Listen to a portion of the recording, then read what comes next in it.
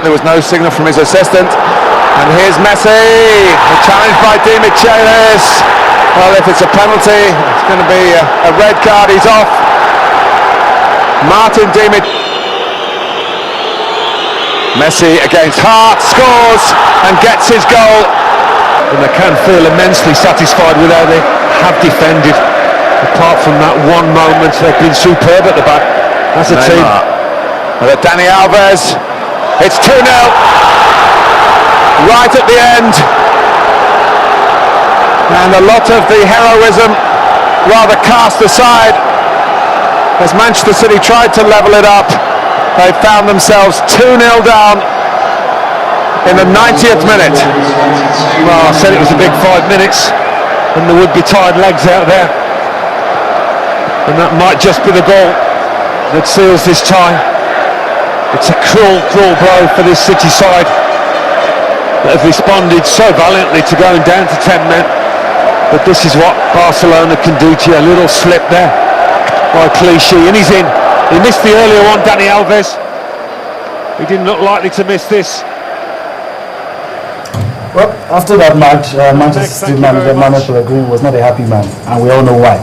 Good evening and welcome to Sports Night this Wednesday. My name is Yemi Adebayo. It gives us so much pleasure to be here to do what we like doing, and which is taking you on a trip across the world of sports. It's a loaded Wednesday night. Right now, as we speak, well, there's action on the European scene in the UEFA Champions League. Arsenal taking on Bayern Munich in, well, the biggest game of Wednesday night, and another game currently going on right now as we speak. Let me give you a quick rundown of some of the things we're going to be talking about tonight on the show. Of course, the UEFA Champions League will dominate our thoughts. We will look at the UEFA Champions League. Matches played yesterday, matches currently going on as we speak. We'll also look at what the Nigerian Football Supporters Club, what they're doing, how they are preparing to cheer the Super Eagles in Brazil, what they've done. We'll look at all of that on the show this morning. We'll also look at the preparation for the 2014 World Cup, the host, Brazil, what they're trying to do, how they're trying to put the stadium together. We'll come to the local scene, look at the clubs on the local scene, managers moving from one club to the other. We'll look at all of that on the show. We'll give you a slice of canoeing on the show tonight, and of course we'll also try to give you a slice of basketball, and that's in the NBA. That's the outlook of the show this lovely Wednesday evening. Well, I'm not going to be on the show alone. Let me quickly introduce my partners on the show. Sitting right next to me, Cecilia Omorogbe. Let me quickly welcome you to the show. Thank you for having me. All right, and Oyemuchi Onwachuku, that's our regular on Wednesday. It's always a pleasure having you. Thank you very much, Jenny. All right, let's dive straight into it. When we came on, I said Manuel Pellegrini was not a happy man, and we all know why. But I'm going to start with you only. Does Manuel Pellegrini have reasons to feel aggrieved? I mean, he felt the decision tilted the game. I'm talking about the red card to Di Michelis, tilted the game in Barcelona's favor. I don't know if you agree. Well, like the French says, comme ci, comme ça. You know, television replay actually showed that the incident happened outside the box. Penalty area. You know, but sometimes the referees are human beings, particularly when it involves Lionel Messi, who's very fast and tricky. For me, I think for Manchester City, I beg your pardon, they need to get a good centre back to complement Vincent Kompany. That is just the fact. That is the weakest link of that team. They have quality in the midfield, in the attacking department of the game, but in the centre back, that's why you see sometimes they use Lescott or Di Michelis. For me, I think Di Michelis is getting to the twilight of his career, and I think what happened yesterday was just a minor mistake. But if you look at it on the strength of the play, balance of play, I think Barcelona deserved to win. Like PK said, even before that record and after the record, Barcelona were dominating.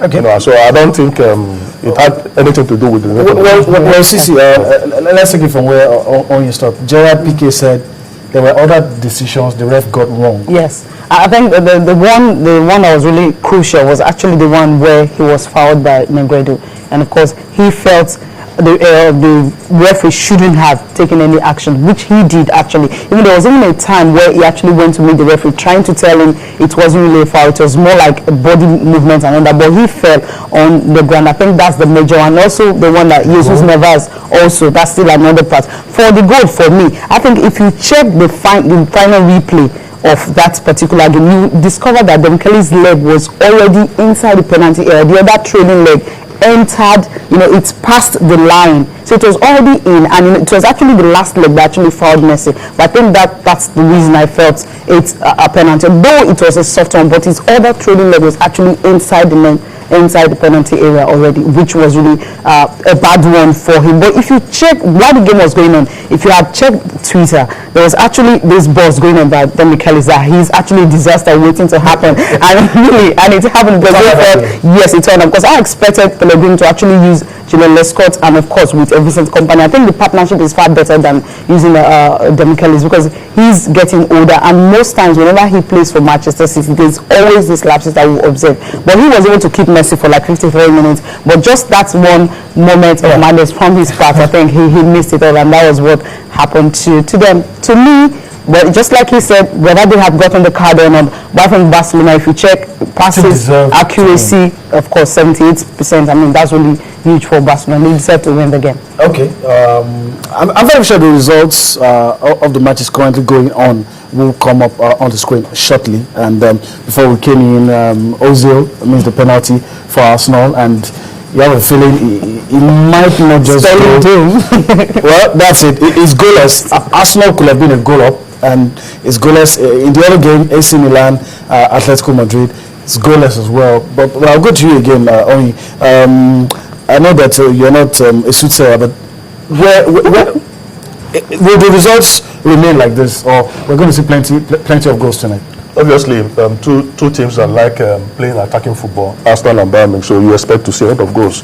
Ozil has missed one, but you have players, they have a lot of options. Yeah. They have playmakers in the Bayern Munich team that can, sway the result of the game in their favor. Goes out of nothing. For Arsenal too, they did well against the team that defeated them in the league, Liverpool. That they should be higher on confidence going into this game. So it's a no holds barred game. Every option, putting attacking options, playing to get the goals. Because if we don't get these goals at the Emirates, it will be very difficult for Arsenal when they go to Germany to go and play the second leg.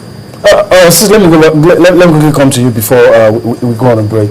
Some have said, I don't know if you agree, some have said Arsenal would rather get a goalless draw than go all out attack and I think that's really a disaster, because if you go to Allianz Arena, especially with comments from some of the players, it will be difficult for them to actually get a goal there, although they did it last season and all that. But check Arsenal, I think they're better off a team than they were last season. Remember, before they lost to Bayern Munich 3-1 at the Emirates, of course they've lost to Blackburn Rovers, which everyone was shocked by that particular one. But based on beating Liverpool in the FA Cup, to me, I think that's a plus. So they have something in the advantage going into the game. But I'm afraid for Oliver Giroud, thank God he's not starting. I'm even happy that Senengo is actually taking his place, because recently he has been off the hook. I think that's the right word to use for this particular striker. For missing chances and all that, you get 1 out of 5. That's really not good for a